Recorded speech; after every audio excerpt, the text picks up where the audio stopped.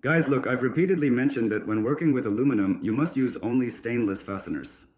Because if you use regular black steel or even a galvanized layer, which is very thin, it gets scraped off.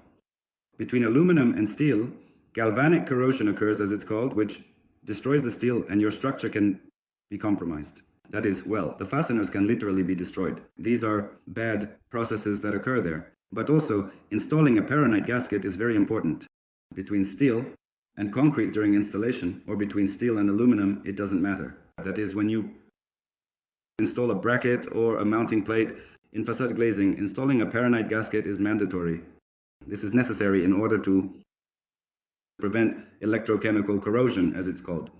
When materials come into contact, steel and concrete, due to electrochemical processes, the steel undergoes corrosion. Accordingly, to avoid this, first, this is needed. A paronite gasket minimizes contact. Secondly, a good coating of this bracket is needed. Ideally, of course, it's hot dip galvanizing, but that's quite an expensive procedure, and I don't use it, to be honest, although it can be used, and I do it. It's a type of paint called powder zinc primer with the addition of zinc, and it's actually very effective. It has proven to be a good coating, which in terms of characteristics is quite decent, not much worse than hot dip galvanizing, and it performs well. There are tests and certificates available for the projects. Therefore, I recommend the powder coating zinc primer, and then there's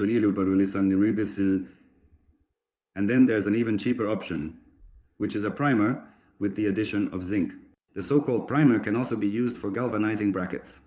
But for some reason I rarely do this, it's not very common. So, adding zinc to paint or primer or hot dip galvanizing or galvanizing, all these are processes that coat the bracket with zinc with a certain percentage of zinc content, which allows reducing the impact. This is the electrochemical corrosion. A gasket must be installed, and I explain this to the installers who watch me.